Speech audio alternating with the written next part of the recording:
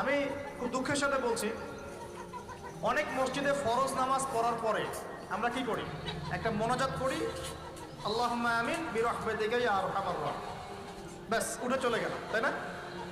উঠে চলে যায় না, তারপর স্যান্ডেল নিয়ে বাইরে চলে গেল। অথচ সালাম ফিরানোর পরে একবার বলতে হয় আল্লাহু আকবার, কি বলতে হয়?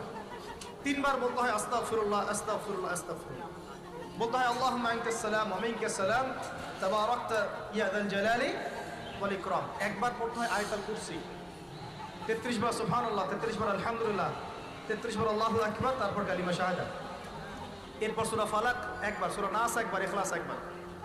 আরো তো অনেক দোয়া আছে, আল্লাহুম্মা লা মানিআ লিমা আ'তাইত ওয়া লা মু'তিয়া লিমা মানা'ত ওয়া লা ইয়ানফা'ু যাল জাদ্দি মিনকাল জাদ।